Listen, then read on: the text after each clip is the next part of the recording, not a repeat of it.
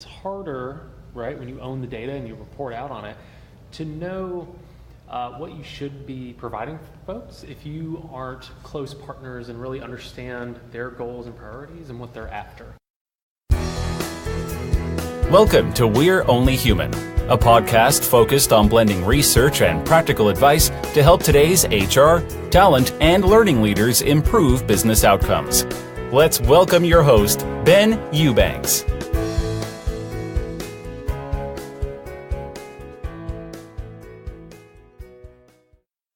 Hey guys, it's Ben.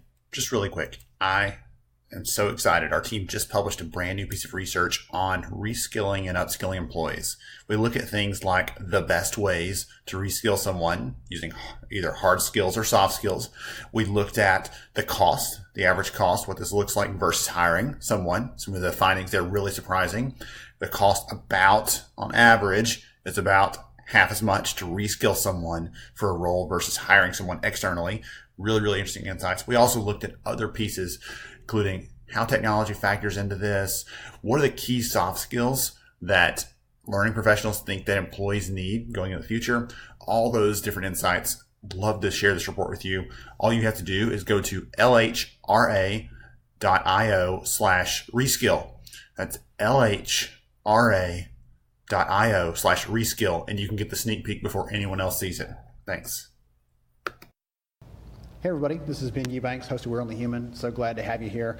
I'm actually at the HCI People Analytics and Workforce Planning Conference down in Miami this week and really enjoying the event. And I'm actually being very selfish right now because I missed a session this morning. I really was excited to see it, missed the session. So I actually nabbed the speakers, dragged them down to a hall, to a quiet room to have a conversation about what they talked about, hear some of the insights from them. Really excited. So I have Hal Halbert and Debbie Morris. They're here from Cox Enterprises. Welcome. Thank you. Thank you. Thank you for having us. Glad to be here. Yeah, awesome. So tell me, Hal, why don't you go first? Tell me what you do. Okay. Yeah, so I lead the people reporting team at Cox Enterprises. So that means that we provide all the reporting for the whole organization for HR data. So we provide ad hoc reporting, we build dashboards, we decide what metrics the organization needs to look at, and then kind of communicate that up to everyone, to leadership too. Awesome. Mm-hmm. Debbie, I should have asked this first, and now it's my fault. Tell us who Cox is, and then tell us what you do. Okay, so Cox is a family of businesses. So Hal and I work for the holding company, which we call Cox Enterprises. But it is a family of businesses and investments. So the three largest businesses are Cox Automotive, Cox Media Group, as well as Cox Communications. Got it. So similar to Hal, I am and represent the COE at Cox Enterprises for talent management. So in that role, our team supports the divisions by providing thought leadership, strategy, consultation to the divisions on the topic of talent management. Awesome. Goodness. Now I'm sad we only have a little bit of time to record this because I would love to dig deeper into that stuff. We just finished talking in the last session I was leading on talent ability and everything else there. So much fun, so much stuff we could dig into.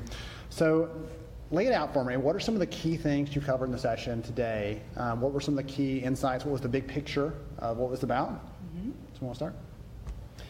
Yeah, I'd say the big picture was really about the relationship between reporting analytics and talent management. Was essentially what it was about. So one thing that's important from our point of view is it's harder, right, when you own the data and you report out on it, to know what you should be providing for folks if you aren't close partners and really understand their goals and priorities and what they're after, right? We can spin our wheels all day, creating, analyzing data and creating visualizations, but if it doesn't support our customers and the business, then we're wasting our time. Absolutely. Goodness gracious. Yeah, if you're not speaking their language, right? If you're not bringing them things they need, then they're going to tune you out. Right? And even if you are bringing good stuff to the table, if it's not what they're looking for, then they're never going to open their ears, I guess. Absolutely. Right? Interesting. So how does the talent management side of things kind of play into that? Well, the talent management side probably hears a lot of the feedback first. So I would say, and definitely when we support our HR groups and our divisions, we get a lot of the feedback in terms of what their challenges and struggles might be from a talent management perspective. And I think what's great about the relationship that I have with Hal and his team is I can take that feedback and bring it back directly to Hal and say, hey, this is what our current challenge is. Is there a way, do you have data that supports what they're saying, or do you have a way of validating what I'm hearing? And so we partner in that way to just actually do exploration and discovery, which is important because what can happen is that people's perception can easily become the truth. And without that data to support it, it's very hard to change perception. So one of the ideas that I saw mentioned here, and it's been kind of a recurring theme throughout the whole conference, is this idea of being evidence-based in your approach. You know, there's so many decisions are made today on, well, you know, Bob said, or my gut says, or at the last company we did this, but that doesn't take evidence into account. So I'd love to hear your thoughts on what that approach looks like and why it's important. Yeah, I'd say from our perspective, I mean, you don't get into the reporting analytics space unless you have that mindset. And so it's interesting to see how HR generally is kind of transforming in that way. I think it used to be very sort of, how do you feel about things, or, you know, very intuition driven. And we see that changing all the time. I think we're seeing more demand than we ever have, and that's only going to continue to grow as people, you know, have these intuitions, but they want to, you know, have it validated or disputed, right? So we're getting to a point now where we're able to provide more and more data to, you know, help drive decision making and help people, you know, shape their thoughts around different things. So if you're going to, this morning, again, you did this for the people in the audience. I'd love for you to give some practical ideas, some practical takeaways. I'm a fan of like 3 at least. So, no. Just give me an idea of some ideas of how to do this. I'm going to let you start. Okay. I'd just be thinking about some practical ideas on how to encourage people, because this is, you know, your thousands of HR peers are going to listen to this conversation in a little while when it goes live, and anything they can do to improve their reliance on data, you know, how they're having conversations with their team, how they're gathering it, anything there that you can give them advice on, I'd love. It's fair game. So ready? Yep, I'm sorry. So I would say I definitely get a lot of my ideas that I come to Hal with, not only from keeping my ear to the ground and making sure that I'm regularly connecting with my end users, employees, HR professionals, just all the time being open to hearing feedback about what their daily challenges are.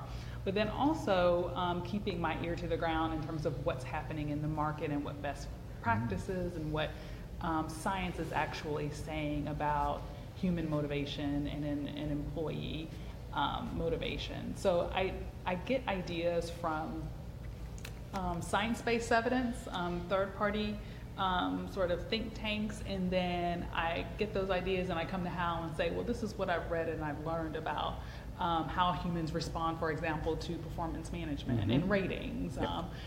Can you tell me if you feel like you've seen differentiation in our ratings? So that's an example. Of, here's an interesting question I have. Do we have data to support that? Is it true? Is it real? Does it work here? Exactly. Is it different? So that's interesting. Okay. Yeah. Love that. How about you? Yeah, I would say, I would just encourage people to, whenever you're thinking through something or trying to make a decision, really question your thought process and your own internal biases. You know, it's really easy to rely on experience, and experience is great. But if you have the data available, it's really best to ask questions of it, right? So I would say, you know, go and find the person who owns or reports on the data and become friends with that person and see if you could get them to help support what you're trying to do if you're not in the reporting analytics space. It's probably likely that they want to help you out. Got it.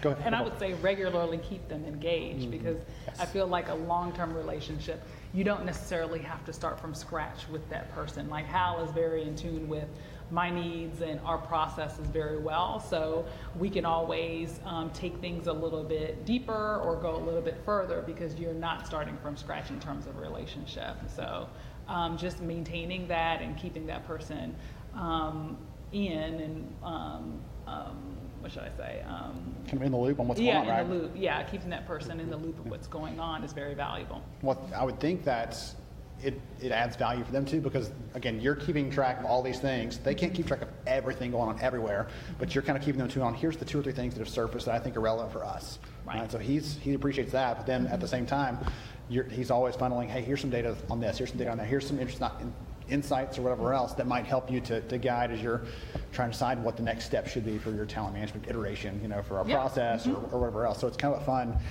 You had said relationship a minute ago, but I'd already written it down and underlined it and highlighted it and everything else, because I think that's a critical piece. It's not just about, hey, I'm here for something, give me this data so I can leave. It's, hey, I want you to partner with me so we can help business move forward. Exactly. Another inch today, another inch tomorrow, keep going in the right direction.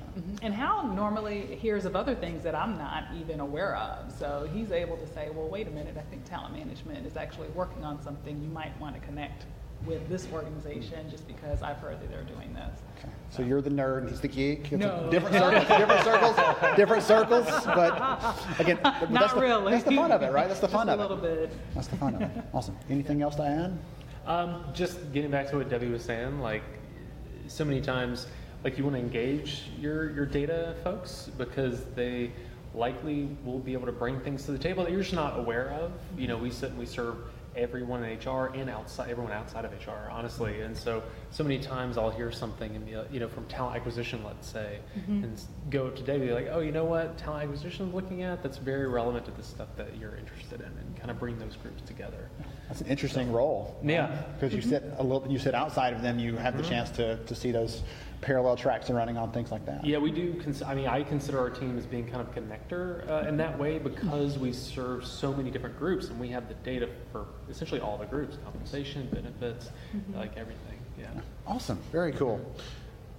This has been fun for me. Thank y'all so much for sitting down and joining me. If someone heard something interesting, was curious, wants to connect with you, wants to learn more, anything else, is there a way to do that? Yeah, you can find me on LinkedIn.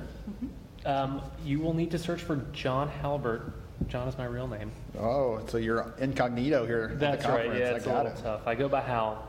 Got it. So John Halbert, I'll make sure to get a link in the show notes for that as well. And you can find me on LinkedIn as well under Debbie Morris. All right. John/Hal. That's right. And Debbie, thank y'all so much for joining me on the show. This has been fun for me. I appreciate it. All right, Absolutely. thank you. Thank you for having us. Awesome. For everybody else, thank you for listening to We're Only Human. This has been Eubanks. We'll catch you next time. Thank you for listening to We're Only Human. Please take a moment to share this episode with another HR leader who might see it as a valuable resource in their daily work. For more information about the podcast and to see all our show archives, please visit upstarthr.com.